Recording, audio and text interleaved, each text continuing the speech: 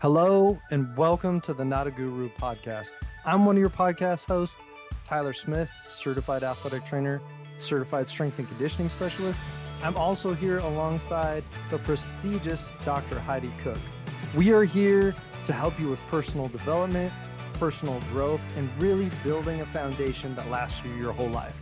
We're so excited you're here today, and let's jump in. Howdy ho. How are we this evening? We are tired, but we're We good. are tired. I am solo parenting.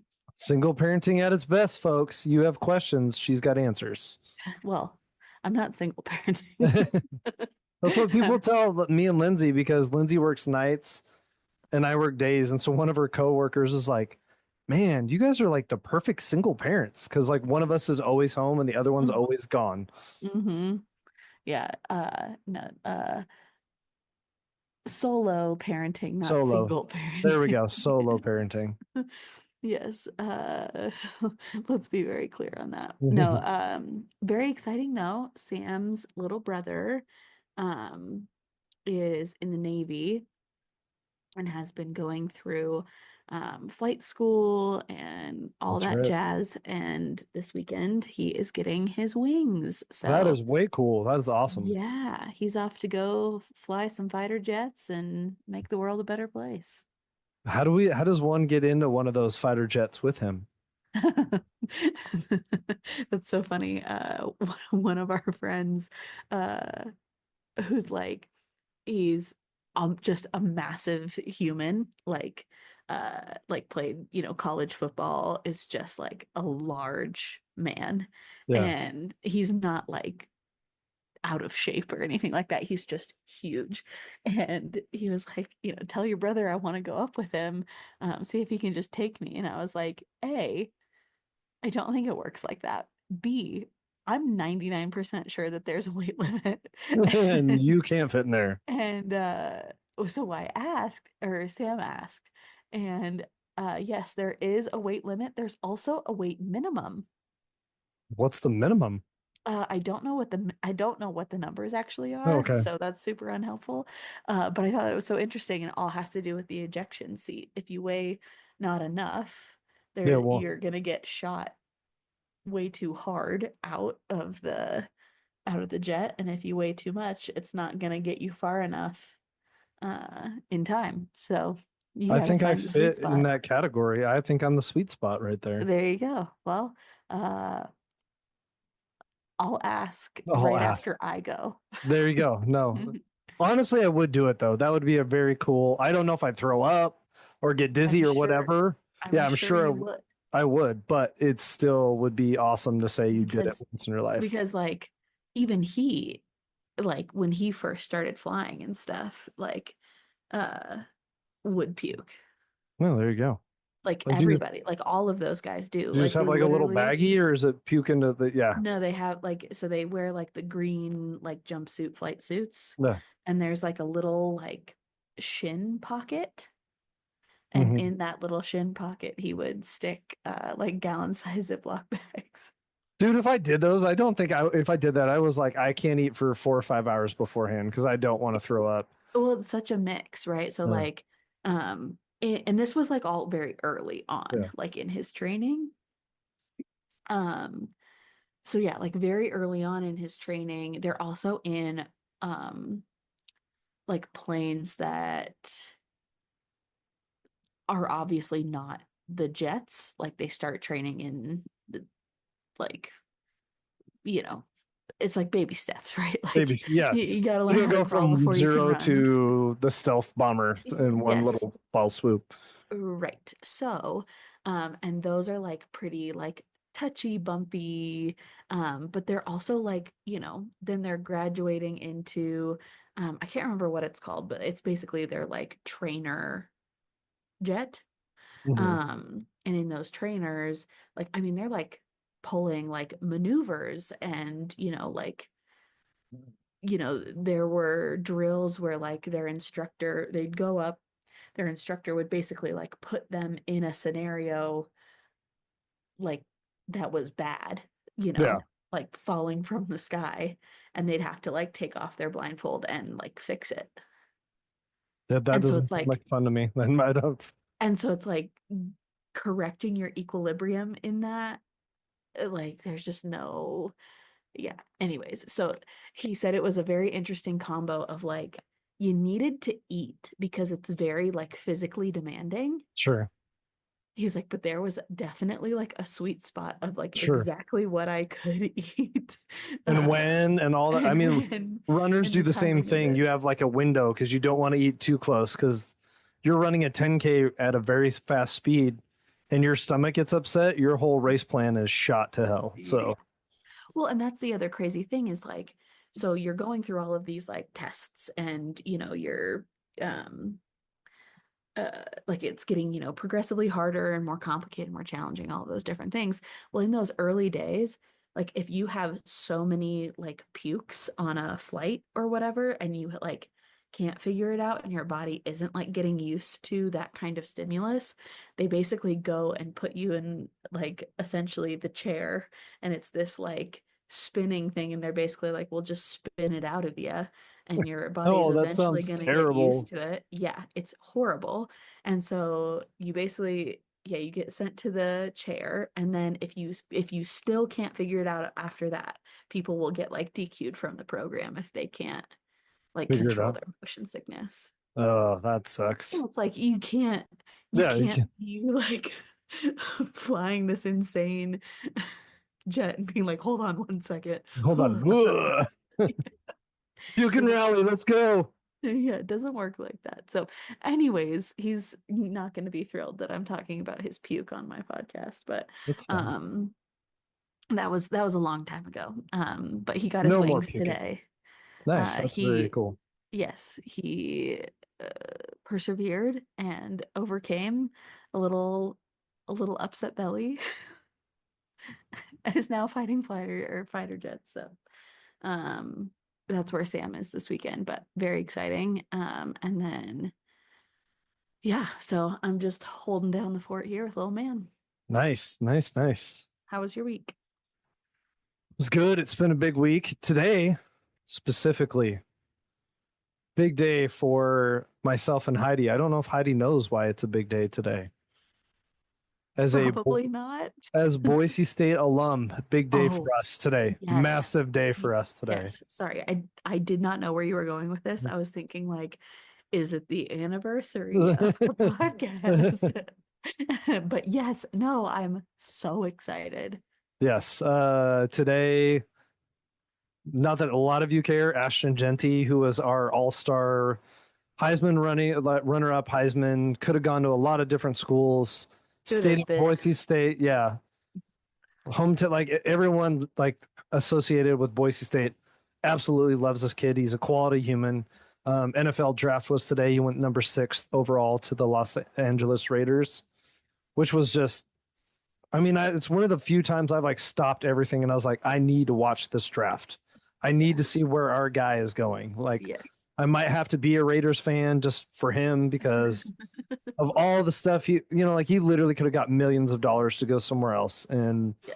so as far as that, big day, real exciting. We also watched on the couch. That was a lot of fun. Um, Nice. Also a big week for us, track and field wise. We will be hosting a meet tomorrow in Boise. I don't think we've hosted a meet in nearly a decade.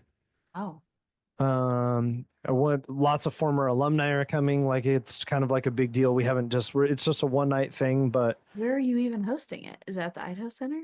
no, it's at DLP. So like across where the softball and the track are at. Oh, but the Yeah. outdoor, not Yeah, indoor. outdoor. Sorry. Yeah. So had that all going this week. So lots of big things and just, Nice. school's almost done. This whole year has just been a blur. I don't even Isn't know that where it went. wild? It is wild because I think we have this week. I think next week is hold please because I don't want to misquote you because I know you'll all be very upset if I tell you the wrong information about this. Um yeah, next week is dead week and then finals week and we're out. We're done. That's Just insane. It is. It's that means it's week 14 of 16, which is I don't know where all the time went, but this year's done. That's almost crazy to think about. But that means summer's right around the corner for you. Big Yeah, plans? pulled out the trailer, started to get that ready, got a new Yeah. truck, new trailer that I got to get all figured out as far as towing and stuff, but it's all exciting. It's just trying to it's also a lot of work. We're still trying to get the basketball hoop up because we had some problems with that. And then spring, I don't know if for the rest of you, but spring is a lot of we use spring to set up so the summer is a little bit more low key for us. So like fertilizing, like we have the spring cleaning list, like all that stuff we're doing as much as we possibly can. So when summer comes, it's like just maintenance and easy stuff. But Yeah. usually that means when I'm home, we are hammering something in the yard or getting the trailer ready, just doing something to try to make sure we're ready for vacation season. So busy, busy time of year. Yeah. I've been in like full blown gut mode recently. It's like every week I feel like I'm filling a box and taking it to the thrift store. I'm trying to do that with a lot of my clothes. I feel like I have way too many and I need to start to get rid of most of them. I went through my closet, went through the coat closet, went through our kitchen. Like, I need to go through the storage room that's sitting behind me. Like, I'm staring at, our bookshelf with 1,000 different books on it that, like, there's probably plenty on there that I could donate that I don't feel the need to keep. Like, I would just like to feel like we haven't accumulated so much just stuff. Isn't it amazing how that happens though? You like just swear it just shows up. You're like, why do we have so many things we don't use? And like, our house is not small. And I Right. feel like we are like bursting at the seams. And we're not. It just like feels that way sometimes. And I'm like, we're 2.5 people. We're not a family of 10, Yeah. like we shouldn't feel like we are drowning in stuff. You should buy one of those minimalist books and just adopt the whole lifestyle. I watched a documentary on it a couple weeks ago. I don't think I will ever be a minimalist.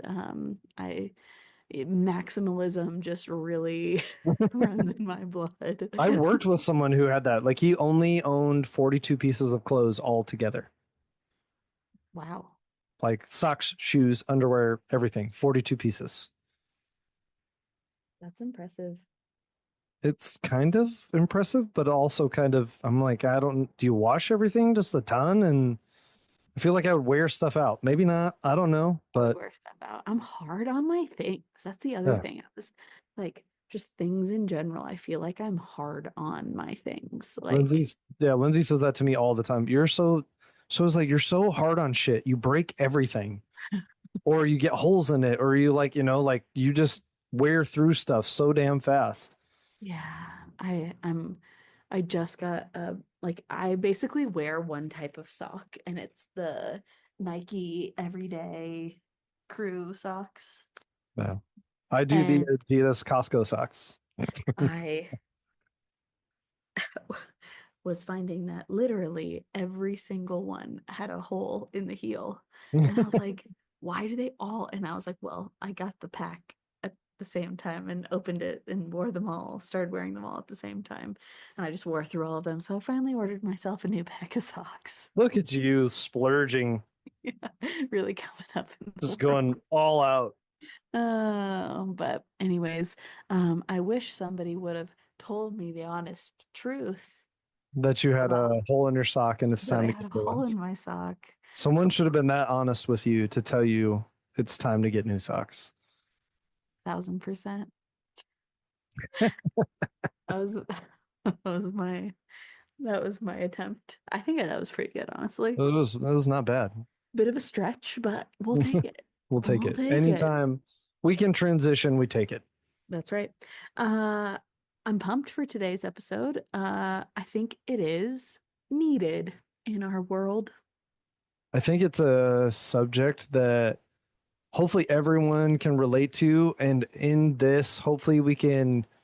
So, the whole subject today is telling the truth, but why is it so hard for us? Like whether it's friends, family members, coworkers, like why is it so hard to tell the truth? Like what are different ways that you can maybe get a little bit better at it, but also ways that you can look inside and find out like if you are one of these people that like I have a hard time just saying the hard thing and having the hard conversation as to like methods that we can go through and hopefully make you more comfortable that with that situation. The caveat being, and I will say this over and over again, I am an individual that was raised by the way I treat you is a sign of like how I was raised and my respect level for who I am as an individual. And very infrequently do I get, like those people were like, well, you got to show me respect and then I'll show you respect. Mm. Um, I'm going to probably show you respect regardless because I'm like, that's the human I am.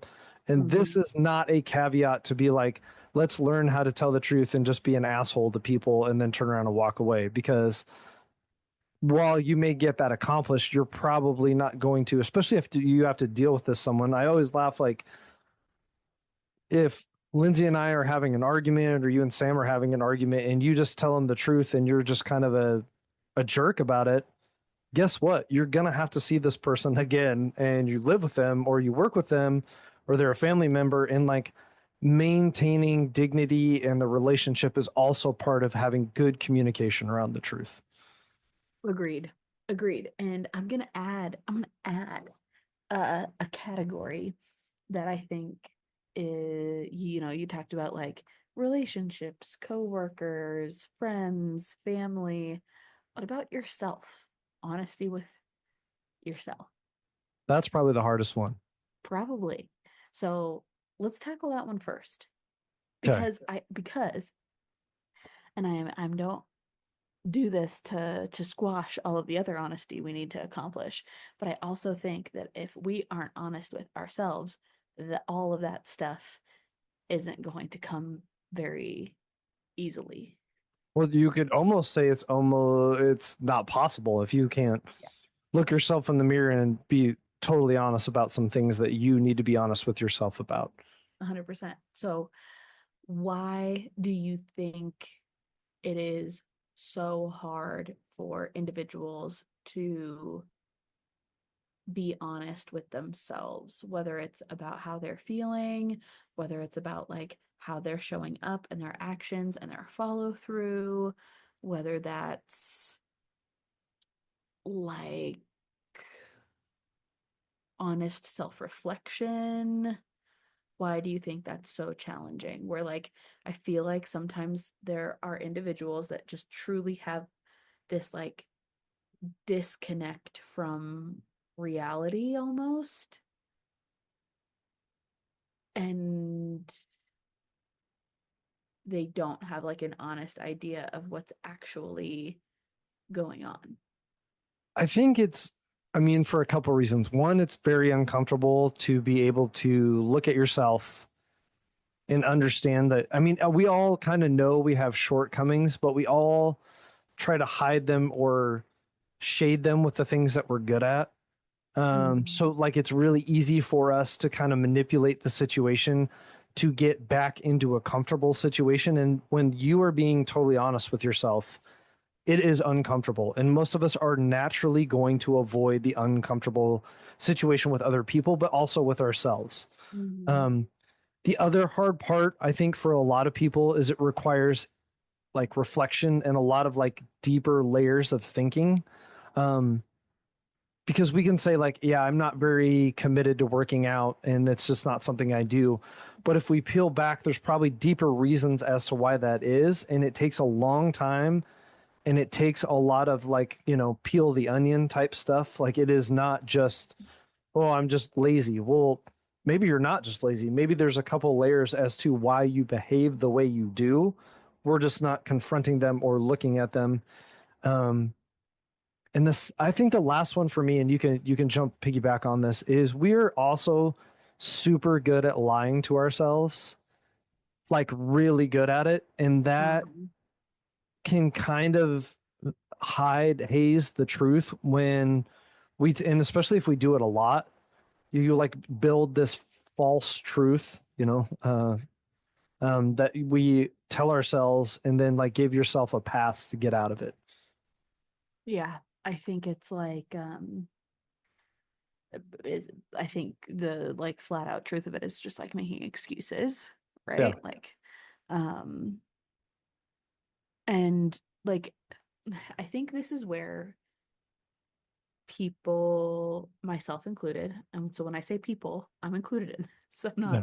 I'm not sitting here like some person on a pedestal who has it all figured out and pointing a finger at everybody else. But I think people in general, we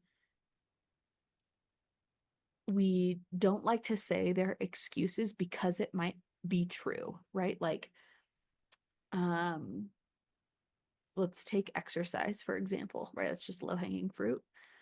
If we're having trouble creating consistency around that, right?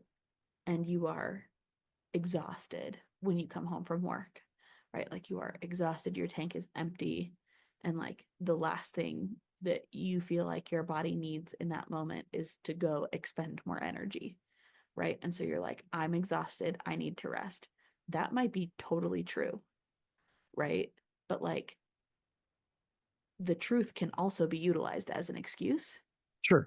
And so if two things are true at the same time, I want to find consistency in exercise and I'm exhausted when I come home from work and need to rest. Okay, those two things are true. How can we accomplish both of those things at the same time? Right? Like we need to think outside of that then and find a solution instead of just utilizing this truth that we feel as the reason why we're not following through on the things that we want to follow through on and utilize them as excuses. And it goes beyond that, right? Like it goes Yeah. beyond just, following through on exercise. Like I think it goes much deeper when we talk about like self-reflection and how are we showing up and um being honest with ourselves. I think it's also really easy to um get stuck in um like qualifying mindset too. It's like, well, she can do that because she has blank, or they can do that because of blank. And like again, like giving ourselves passes almost. And I think when it comes down to it, while that again might be true, like it might be easier for that person to go get an afternoon workout in because they have a nanny. Right. That can be true, but that person having ease and the ability to go exercise shouldn't be the reason you don't, you know? Right. Like it absolutely might be more challenging, but if that's something that you want, right? Like figuring out like doing the work to move the puzzle pieces around to create what you're after. And I'm not saying that like you must work out at lunch like and figure out a way to do that. That's not what I'm saying at all. Like, but I'm just saying somebody having something or somebody having it easier or finding more ease in something shouldn't be what prevents you from doing it or getting uncomfortable or um having to work harder for something either. Like uh I think that's where like those passes and excuses often come in and uh they get in the way of like, okay, what am I really struggling with here? Like, and that's usually the question that's the hardest to answer is like, I'm coming up with all of these different excuses as to why something won't work. So, what's the actual problem here that I'm struggling with? It's not these little things that I'm making excuses for. There's something bigger right at play. And like getting down to that, I think, is the hardest part. Well, and I think two things I wrote down when you were talking because they really came true is like when you said we get home and we're exhausted, you know what I mean? And we still need to work out. It's one of those situations where, and we've talked a little bit about it, it's a yes and situation. Mm-hmm. Yes, I am tired, and I also made a promise to myself that I would start taking care of myself. And two truths can like exist on the same plane. And what you're talking about is us allowing one to be almost like giving one validity and the other one not. You know what I mean? I'm exhausted, so Yeah. this must be true, but the other one can't be. Where it can be one of those situations where we talk to each other, be like, yes, I'm exhausted, and I know I still need to work out because it is important to me. Like giving yourself the acknowledgement of the situation, but also adding to it where like more than one thing can be true at one time. And if I just accept that, like, yes, I can be struggling to um, exercise and hit my goals. And I'm also trying my best. And every time I get in one of these situations, I'm finding some way to move forward. Like, don't allow those to be separate. The other thing that you talked about is when I just don't walk through this with me. When you said that we are like, you'll see someone and be like, well, that person can do this Mhm. because XYZ. Mhm.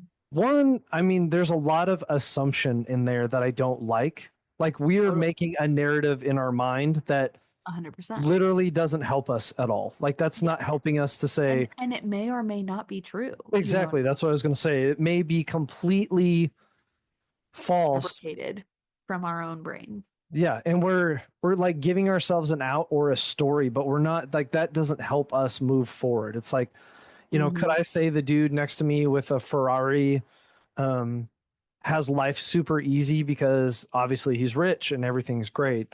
But I don't know that. I Maybe maybe he's working 80 hours a week maybe he's and working never at sees his family. exactly and just lost all of his family and that car was the one Yeah. thing he bought because he was so depressed he couldn't think of it. Like you like there's so much there to Mhm. create a false narrative versus in those situations if you find yourself like well, that must be easy. You're like, find a way to like, no, no, no, no. This isn't about them. This is about me and what is true in my world and what needs to be true in order for me to do what I want to do or to face the truth and like, don't allow those false stories because that's all they are. They're all make believe. It's no different than like, you know, me making up a fairy tale story about princesses and dragons. Like there's no more validity to what's going on there in my mind. We're just creating a different path and like an escape route for ourselves.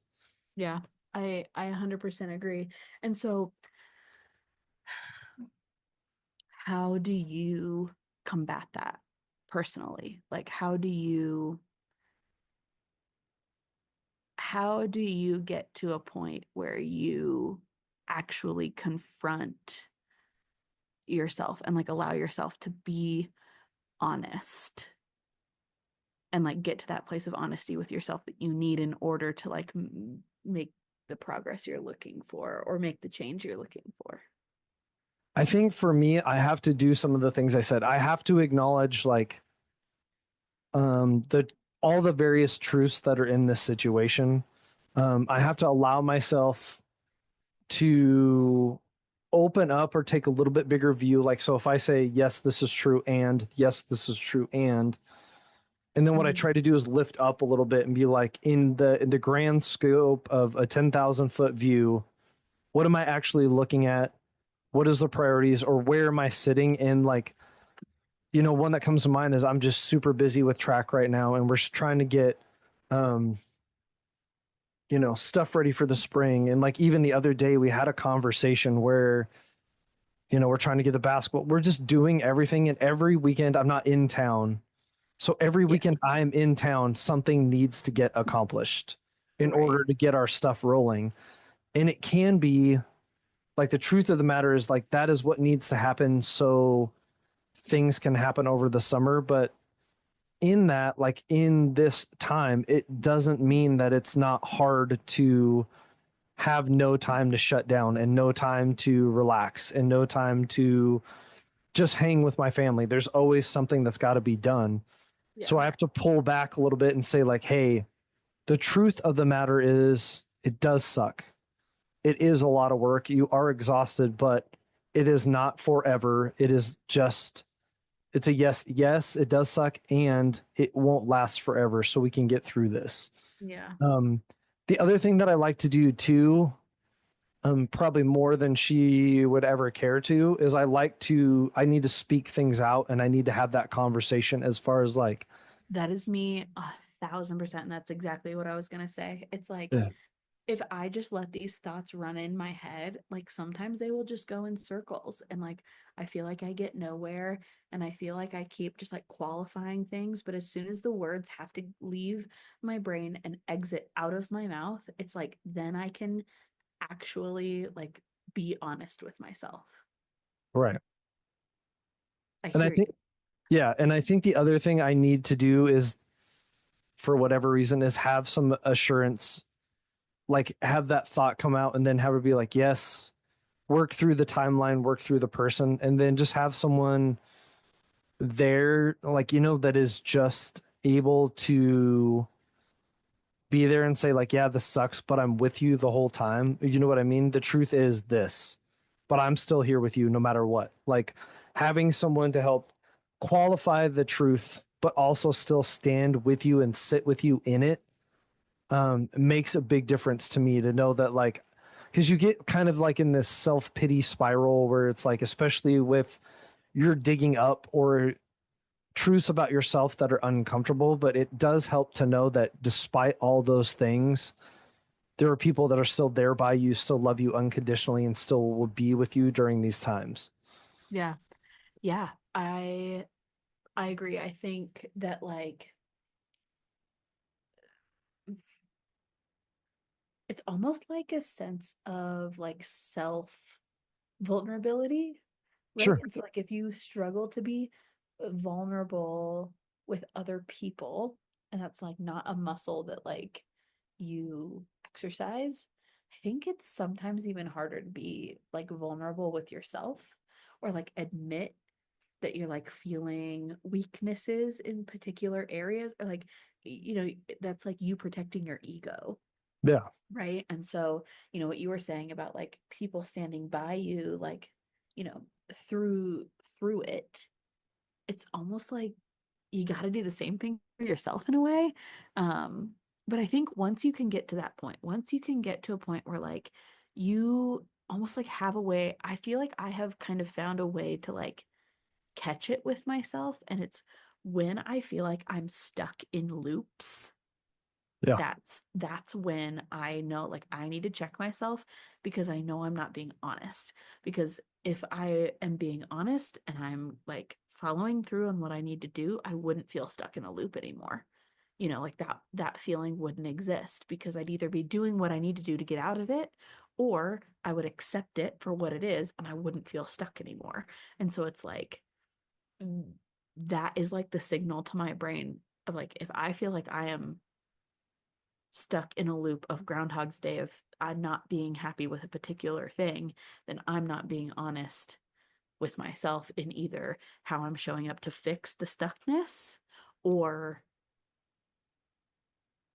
I haven't allowed myself to accept whatever it is that's outside of my control. And that comes with honesty as well. So I think that's like my big cue to myself that like I need to like process through something. And a lot of times that happens out loud.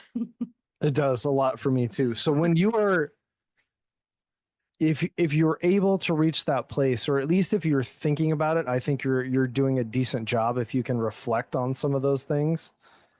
How have you found, or what, because I'm sure we could go off on a whole nother tangent. What have you found that is like, in being honest with other people, the difficulty or why we have a hard time just speaking the truth in a respectful way, but also not dancing around it all the time?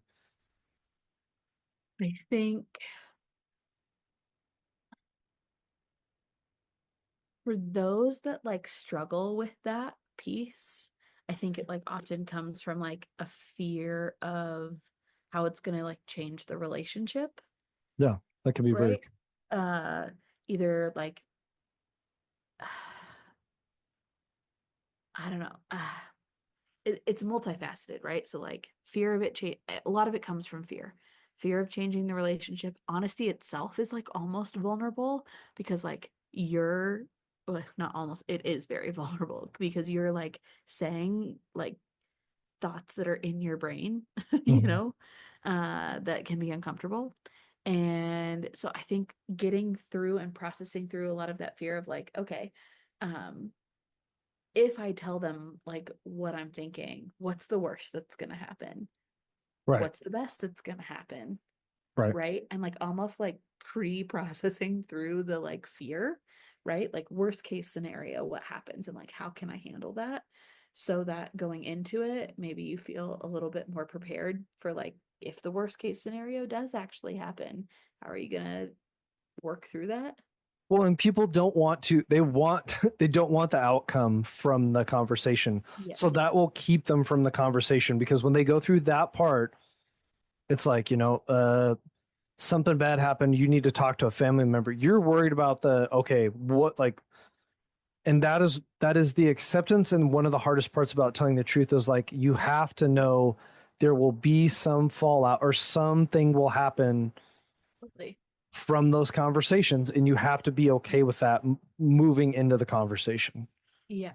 But I think you also have to ask yourself like what's the cost of dishonesty, you Yeah. know?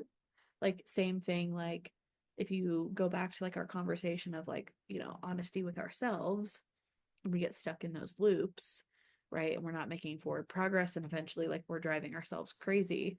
Like if you let's just use like behavior in a relationship, let's say, Yeah. right? Like if you continue to not confront a problem, right? Like the and you continue to like you're being dishonest almost with yourself, right? Again, dishonesty with yourself, that it's not bothering you or whatever, and you feel stuck in that loop. Okay, finally you get to a place where you're honest with yourself and you're like, okay, this needs to change. Otherwise, I'm going to go crazy. Cool. We've gotten to like self honesty. Now we need to have that conversation with somebody else. And I think the fear of like backlash or what's going to happen, but then I also think there's a lot of fear in like an avoidance in the discomfort that is felt in the like almost like confrontation. Doesn't need to be like confrontational, but like Right. in that confrontation. And I think the uh you have to like weigh out what is the cost of not going through that discomfort, right? Is that something that's going to continue to bother you, continue to build up inside until you burst and have an outburst and say something that you don't mean and it comes out in a really negative way and actually like harms the relationship instead of helping it, right? Like maybe that's the cost of dishonesty. And so we talk about like voluntary discomfort a lot, right? Like exercise, getting uncomfortable, putting your body through voluntary discomfort prevents a lot of long-term suffering, right? What's the cost of not getting uncomfortable? And, for that's just in terms of exercise, that's just like us wasting away, right? Right. And, fountain of health ramifications in this particular kind of world. The cost of avoiding that discomfort is going to like continue to create a bigger and bigger and bigger gap in that relationship or in that partnership at work or in whatever it is, until it becomes something that is so uncomfortable to address that it might not even be repairable at that point, right? And so it's like I think there are a lot of people that say like I'm not good at confrontation or I'm not good at, this or that. And it's like that's okay, and it's okay to not enjoy it or not like it or not, be or to be freaked out by it. Okay, but like at some point too, like asking yourself, "Well, who is this helping by me not saying anything?" And a lot of times it's nobody. Right. Um, and I think like that's what helps me go through some of those hard conversations is like if we just continue to sit on this, I am only going to continue to create this narrative in my head that's frustrating. And I'm also not giving them an opportunity to like tell me their side either. Yeah. And there might be something that I'm totally missing in this, two-way street here. And so like opening that door and having like being honest, I think uh is like a protection of that relationship. And I think avoiding that is doing a disservice not only to yourself but to the person that you're avoiding the honesty with too. Yeah. And I think one thing and when you said like the problem is when you don't give someone the opportunity to say something, you build your own narrative. And usually more times than not, it's not correct. Right. But in those, I've told coaches and athletes, like, if you don't at least give some information, they're going to fill the void with something. And it's probably not correct. If you're not 100%. at practice, it's going to be Heidi doesn't care. She's not committed versus where, like, if you have some small resemblance of a conversation or like an opening where it's like, my grandmother's sick, coach. I just don't feel like I can do this today. Like that creates something like, okay, there's some space in there where I know you're a human. The other thing I thought a lot of when you were talking, and I want to give an example, so hopefully this will transition both of it. You said there's a lot of this is going to probably get a little bit too movie-ish, but like not doing it out of fear and like you kind of say like fear and hate and all those things and like anger kind of Yeah. fill those voids when you went before you're hitting a confrontation. And I think one thing that we don't do well enough is come at the truth with self-reflection, like we talked about at the beginning, with a good like having a prior relationship, which can be hard with like work and stuff. But the other thing I think a lot of is like if you come with self-reflection, a good relationship, and you come from a place of love, it's really hard to not finish this conversation in a better place than when you started with all that. And like an easy example would be, or an example of like the dichotomy of how it would look is, let's say that Sam and Heidi and me and Lindsay went to college together, hung out together, did everything together, and then they got married and moved away. And I felt like Sam moved Heidi away from me because of XYZ. You know what I mean? Like, I don't, you're kind of upset with the spouse. Like, I'm upset with Sam because he moved you away from me and now I'm not getting time with you guys. I start to build the narrative where like maybe Sam doesn't really like me. That's why he wanted to leave. And Mhm. families get all this. And then you go to talk about it, and then it's not the root of the problem. Where if you flip it and say, if I come in and say, you know what, the truth of the matter is like, I know you guys are adults. We love you guys. I just miss being around you guys. How can we do this more?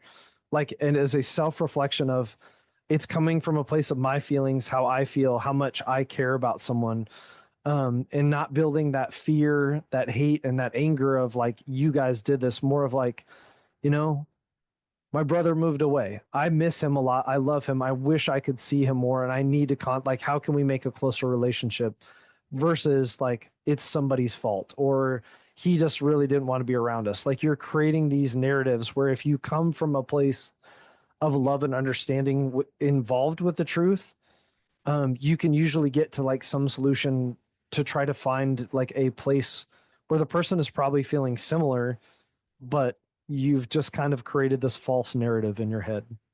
Yeah. I 100% agree. Like I think like a lot of like overall dishonesty is like storytelling, right? Whether it's to Yeah. ourselves or to ourselves about a situation. And it again, like what I said at the very beginning, it's almost like this disconnect with reality. Right.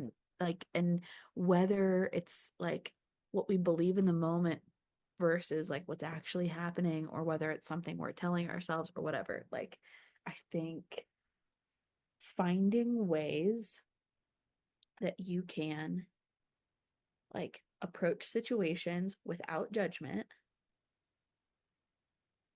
so that you can like learn what the true reality is and then like adjust from there. It's not like that funny meme that always comes to me like false narrative is like, you seen the one where like there's two people in bed and the woman's like I bet he's thinking about another girl. And then like the other person's like, do you think that Chewbacca had a brother and sister in Star Wars? Like there's no truth to what's going on. You just don't ask. And so you're like, what are you doing? Like what's like asking that question? But that also, I think in anything, there has to be a solid relationship and it makes this so much easier. And I tell that to my coworkers all the time. Like, if you know that I genuinely care about you, even if we have a really shitty conversation coming, you know I'm not doing it to be an ass. You know I'm doing it because I genuinely care about you. Yeah. Uh, and sometimes that makes the truth a little bit easier to swallow if you know it's coming from someone who is not trying to be hurtful, but come from that place of either helping or loving or like just an honesty that you feel they need to hear. Isn't that Brene Brown who says clear is kind? Yeah. Sometimes Yeah. I'm not great at that. Sometimes I'll like pivot and Beat because around the bush. I'm still not great about it. Like there are times where like I know this is going to hit hard and Mhm. I am one of those people that wants to like make a little bit of chit chat ahead of it and then get to it, and some people are like just tell me the shit, man. Like just tell me Yeah. what's going on. Yeah. I think what is that? The shit sandwich? Yeah, exactly. Something positive, Let's honesty, see. truth, tough love, positivity. Positivity. But on the other side, yeah, no, I've done that too many, a shameful amount of times in my career where I try to like sandwich some of the shit, that's in the middle of the sandwich. Hey, whatever works, as long as Yeah. we're getting to the truth, right? Yeah. There is truth in there. It's just sandwiched between niceness. Yes. I think the the main thing like I come back to in like the clearest kind and like, what are you like what is the detriment of being untruthful? And I think about it in like almost like a coaching relationship, right? Like if every client came to me and was telling me about their life and their struggles and why things are so hard or why they can't do things or whatever it might be, like if I was just like, you know what? You're right. What the hell does that help anybody? No, it does. And there, you know? that's the So whole then nothing changes. And nothing like that's, changes. yeah, And it comes back to what I was saying. And if you feel like you're stuck in that loop, and so it's like you need some sort of like loop buster. And so for some people, right, that's a coach or like somebody who can like be a mirror. When we can't like confront the truth ourselves, sometimes we need that like third party. That's why therapy yeah, exists.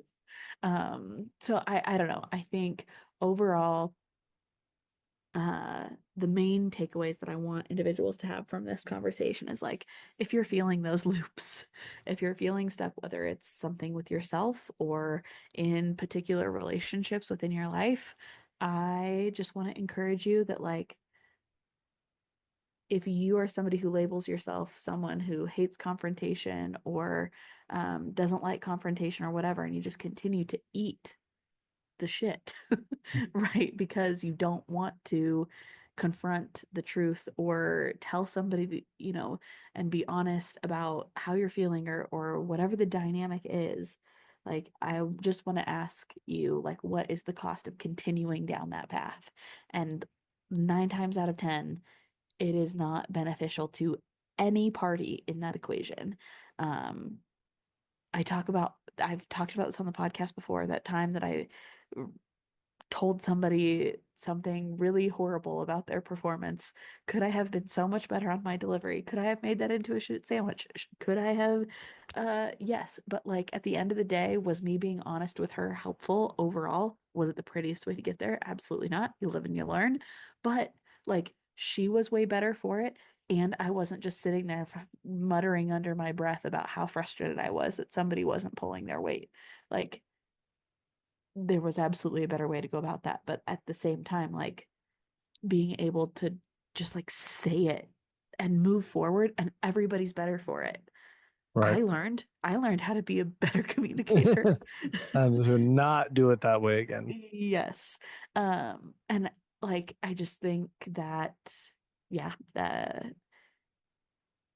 sometimes viewing it as productive discomfort and it's just something you have to work through, but you'll be better for it on the other side is, I guess, the biggest takeaway I want people to have. Yeah, and I've had a lot of just, I agree with everything. I've had a lot of success of just mentally and sometimes out loud telling myself the yes and like, yes, this is true.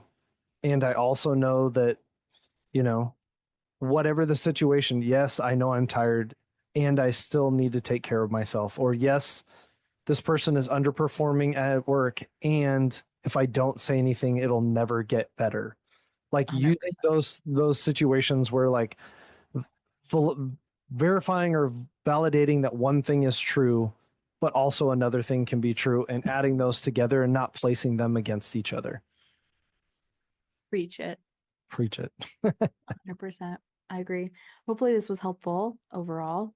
And yeah, again, I enjoyed talking this through It was a good for one. my I own really like personal this one. It benefit. was no, I think it was really good. I think there's a lot where you're even just you and I going back and forth, you kind of pick up these little tidbits of like, yeah, that's a good one. And that's just something to grow a little bit and help you get a little bit better at this. I think I got a little bit better at it today too. I'm gonna log off here and get in the shower and think about all of the loops that I'm feeling that I need to confront myself about. Let's not do all the loops. Let's just pick a couple and we'll go with Just that one. just pick ones. I don't. Just pick one. Sam doesn't come home and find me sobbing on the shower It's just in a floor. ball on the couch. Just I am, yeah, crying. Sam's like, what the hell happened while I was gone? Well, we recorded this podcast. Just Anyways, blaming me. thanks. Damn, Yeah. Tyler. Thanks again for tuning in, everybody, and we'll see you next week. Have a great week. Thank you for being here.